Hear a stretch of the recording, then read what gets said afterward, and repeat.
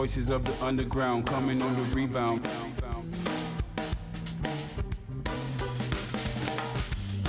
Lisa, Jane, Gina, Katherine, Yasmin, Naomi. Voices of the underground coming on the rebound, yeah. We got voices. We got voices. Hi, and welcome to Poetry Live, Voices of the Underground. 6 episodes featuring 6 dynamic women spanning several generations of poets. And this episode, we feature a poet who is a hiker. And I must tell you, nature is her muse. I heard you had quite the adventure. Excuse me, and where did you hear that? I have my sources. Well, according to my sources, you were supposed to be interviewing the poet, but you were in her backyard volleying her mangoes. What? That's exactly what I heard. You see that bagay freeness thing? That is not true. I got permission. Hello. Permission or no permission, we'll discuss that after we take this short break. Voices of the underground coming on the rebound. Lucia's Rodney Bay office is now open, but we are still available to serve you remotely. Call or send a WhatsApp message to 285-6796, 285-7859, 285-3593, or 285-3329. Or send an email to customersupport@lucelec.com for assistance. Call 457-4433 to get bill balances. Use our free online service at myaccount.lucelec.com for detailed account information and online bill payments through your bank. Customers may also take advantage of ShorePay's online or walk-in service. Lucelec encourages you to practice social distancing. Stay home, stay safe. Souvenirs at Island Gallery Shops, local cuisine at Oasis Food Court. Come upstairs, walk the strip for the best services at your fingertips. Caribbean Rum Shack, Perfumery, and more. At the JQ Rodney Bay Mall, we've got it all. Shopping design with you in mind. shopping design with you in mind. 1, 2, mic check. Voices of the underground coming from the rebound sound.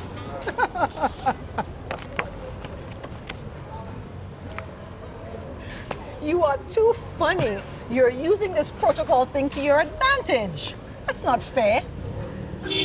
Anyway, I'm gonna let you off the hook with that whole mango situation, okay? We are currently on Jeremy Street, named after Chief Justice Sir John Jeremy of European descent, a judge during the period of 1825 to 1831. He was also a legislator and quite a controversial character. Controversial? Yes, the controversial based on the fact that, according to my research, he brought cases against people who mistreated slaves. Something about that is a little unnerving. Listen, I'm just giving the red pill. A red pill? You're a Matrix fan? I thought you were muzzled. Lord Cote, moving right along. It's time to introduce tragedy and triumph. Dorothy Parker was an American poet who chose activism over personal and social life. Dorothy Parker was a great American writer, poet, critic, and satirist, but even more so, she repeatedly chose activism over her personal life and social belonging. Parker was born in West End, New Jersey on August 22nd in 1893 to J. Henry and Elizabeth Rothschild. However, her mother died in 1898. Following this, she attended Miss Danner's School in Morristown, New Jersey. It is there that she began to explore her interest in the world of poetry. After school, she moved to New York City. In 1916, she caught her big break when the editor of Vanity Fair accepted one of her poems and later hired her as a theater critic in 1918. At the start of her career, she became well known for her dry humor and harsh critiques. During the 1920s, she published about 300 poems while simultaneously falling into depression, alcohol addiction, and suicide attempts. she often opened up about her dark thoughts in poems such as Resume from her first collection, Enough Rope. In the 1940s, she fought for many current and pressing issues such as civil rights and civil liberation, anti-fascism, and compassion towards refugees. Parker died on June 7, 1967, and left her estate to civil rights leader Martin Luther King Jr., which is given to the NAACP after his assassination. Dorothy Parker, a talented writer who, despite the tragedy in her life, will always be remembered for her literary achievements, unmatched humor, and powerful activism. We got voices, yeah. Poetry. If you had to compare Dorothy and Katherine, you would say that they have the same underlying passion in their work. I would say yes. Katherine's creative process is fascinating. And having spent some time with her, I can say that she is passionate about many things. Hanson, I believe that musicians such as Michael Robinson express so much passion in their music, that fiery and intimate language expressed in R&B music. Let's analyze one of his songs, Living Life. In this song, it is full of the literary device, alliteration. I'm living life tonight. This song celebrates a life of freedom and relaxation with friends in the open, enjoying nature.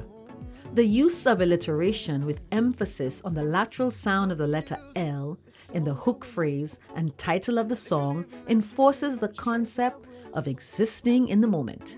A prime example of this is a repetition of the phrase live in life, lose control, no worries.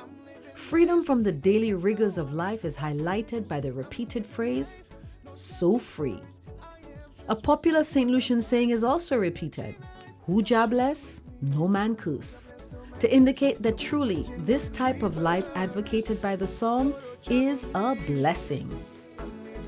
The song emphasizes a positive outlook on life by saying, this song is for winners, so live life to the fullest. I'm living life, ain't got no worries. Oh, can't you see I'm living life? No time for stories. I am stress-free, so full of vibes. Energy nice, come chill with me, cause who job bless no man curse. So we put your name in reverse. So don't trouble me. I'm living life tonight. Living it up. We be living it up. Yeah. And if you're looking for me, I will be just fine. Living it up.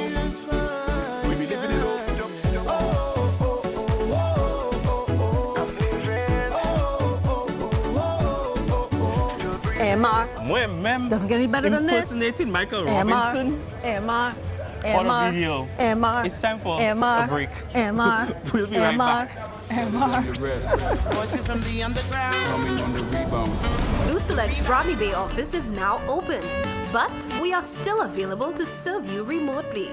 Call or send a WhatsApp message to 285-6796, 285-7859, 285-3593, or 285-3329. Or send an email to customersupport@lucilec.com for assistance. Call 457-4433 to get bill balances. Use our free online service at myaccount.lucilec.com for detailed account information and online bill payments through your bank. Customers may also take advantage of ShorePay's online or walk-in service. Lucilec encourages you to practice social distancing. Stay home, stay safe.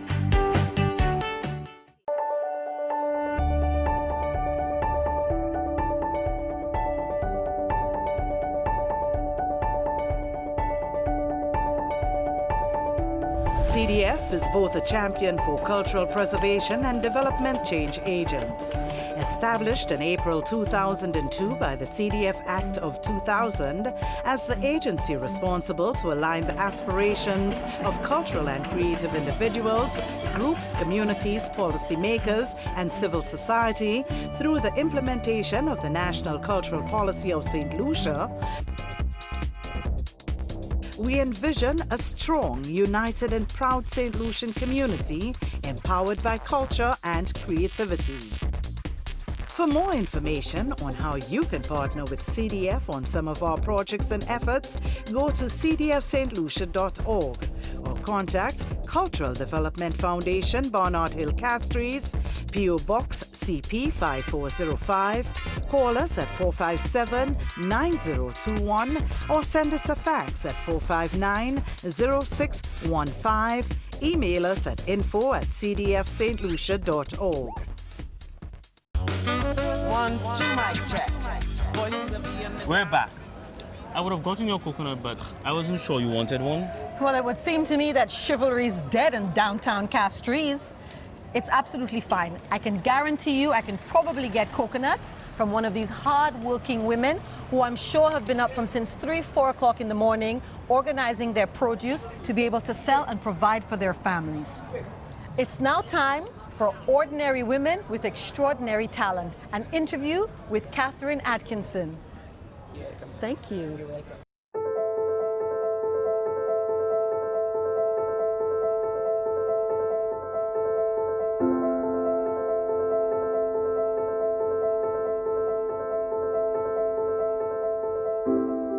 So we've just come down Mount Hardy in the back of Cap Estate, Yes, accompanied by your faithful Mercy. Yes. And I'm thinking to myself, who is Katherine Atkinson? Well, Tracy, I think it depends on which Katherine you encounter on any given day. Right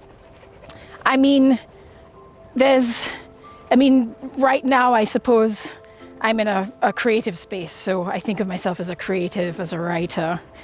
But I also, feel very strongly sometimes that I'm a teacher. I really enjoy teaching, and that's a strong part of my identity.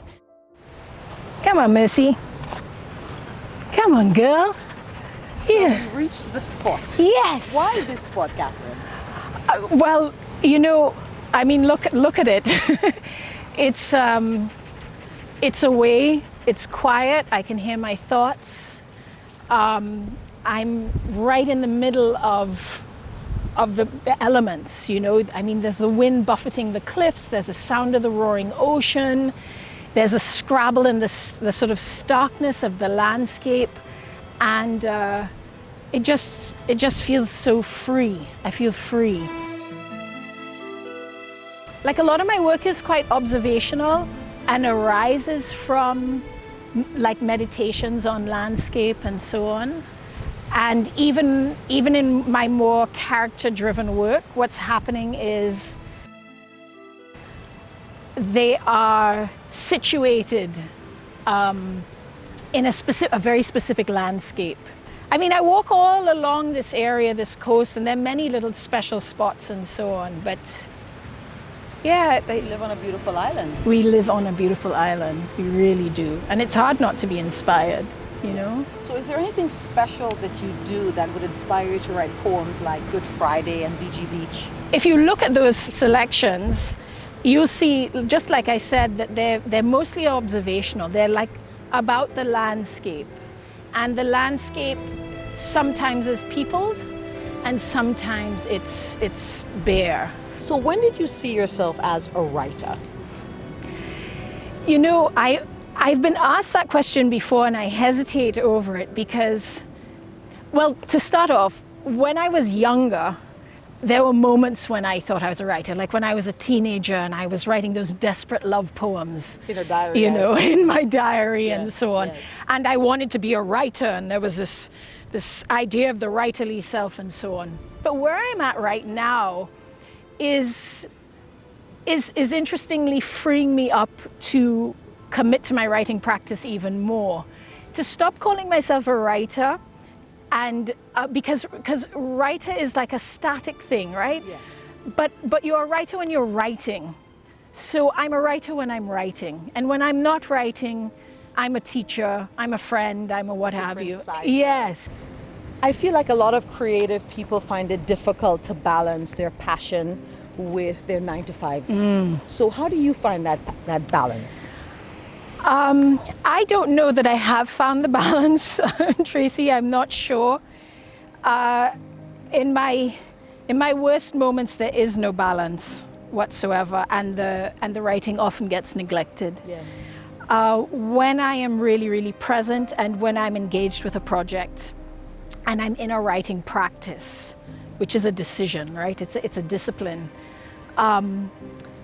It's actually quite easy. I don't know, that sounds like a contradiction, but it's that if I create a writing practice and I carve out time and I commit to that time and I prioritize it, it becomes a sort of sacred space.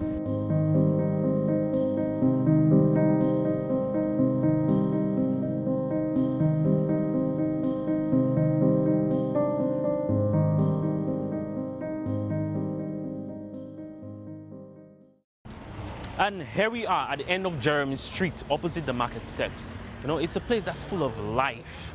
You know, it's also a place where the politicians come and they give their speeches to people. You mean try to mama guy us? Well, if you want to call it that.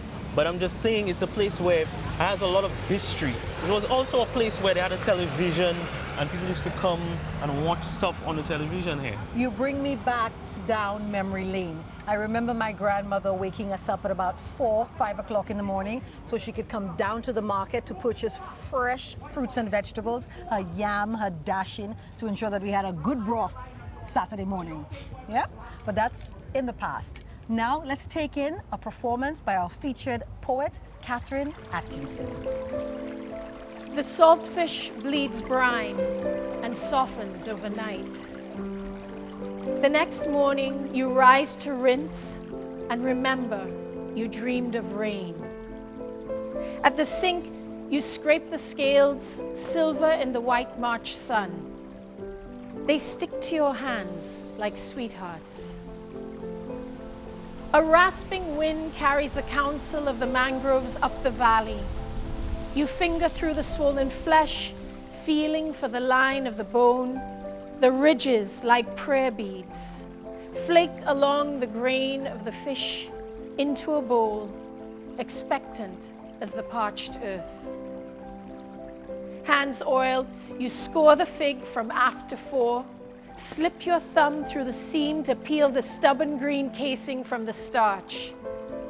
You put it to boil, sweep the sweat from your head. The pan on the fire is fragrant with coconut oil, onion, peppers, and thyme salvaged from the Kawem grudged yard. Fry the fish and serve with fig and cucumber seasoned with cruel vinegar. You sit, eat. Bougainvillea dances at your window. You pray for rain. You know, I've never heard anyone speak about saltfish the way Katherine did. Imagery, the use of the metaphors, and how she describes it is amazing. Yes, it reminds me of Accra. Good Friday, bake Accra. And you know, I have no idea how to make Accra. Really? You do not know how to make Accra? Not a clue. Well, let me show you. Let's take in our final performance by Katherine Atkinson. There were Sunday mornings when a sea bath felt like a second chance, and conversation with my grandpa, a Christian rite, a path through genealogy to redemption. The Nubian princess and the captain, the missionary, planter, duke, and slave, outposted outcasts, all charged for some sin of misstep or color deemed just as grave. Amnesiac faith in Wesleyan Dunn is part of my inheritance. But still, I'm haunted by Shango's invocation, which from October thunders through the hills. It calls me home to a different truth that isn't explained by my grandpa's proof.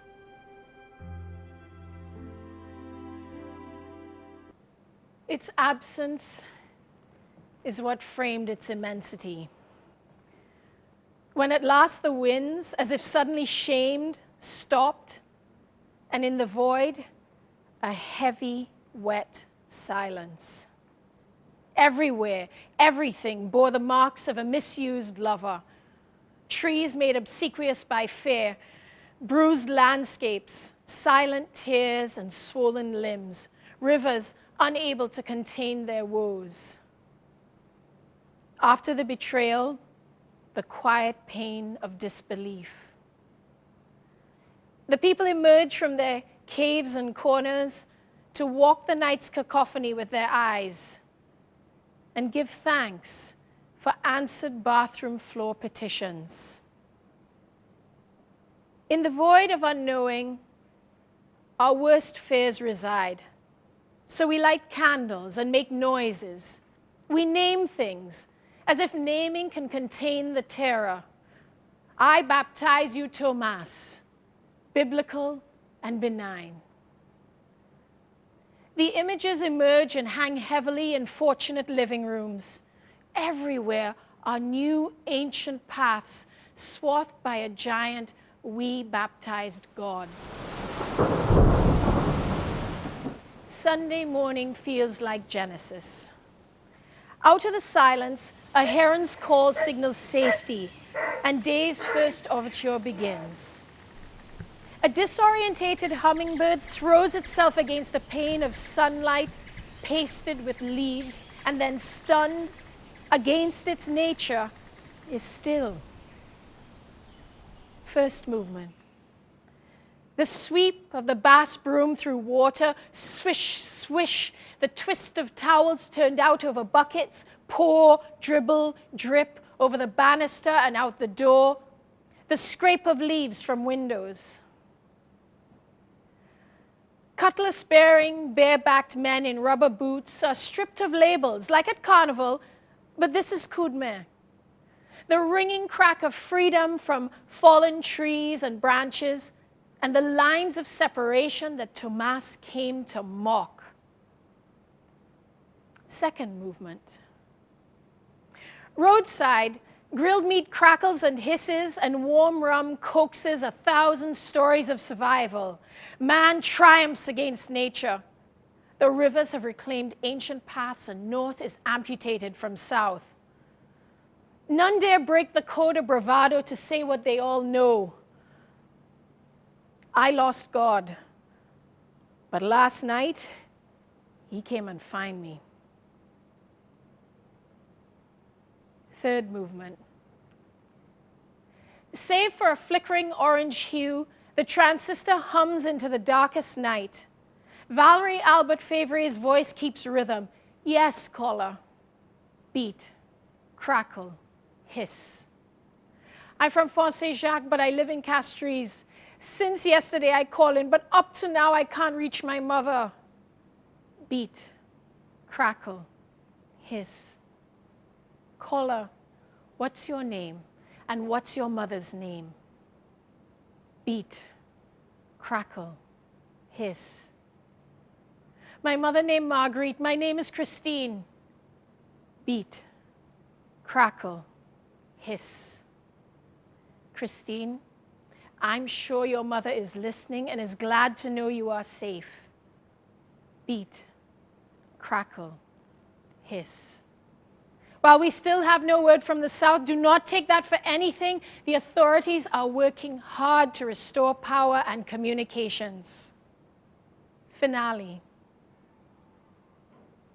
Wary but resistant, like children past their bedtime, Valerie's goodnight is permission to give up the watch. With heavy limbs and eyes, at the most honest time of day, I lost God.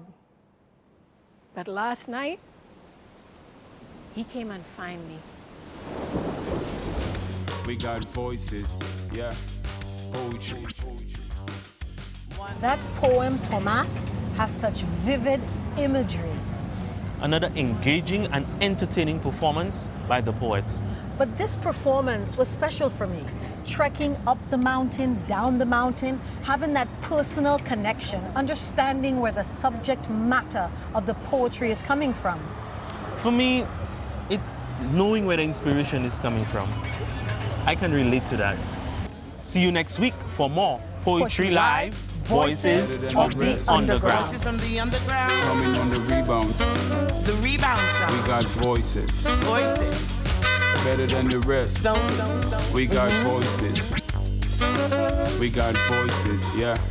Rebound sound. Poetry. Poetry. Poetry. Poetry. Poetry. Poetry.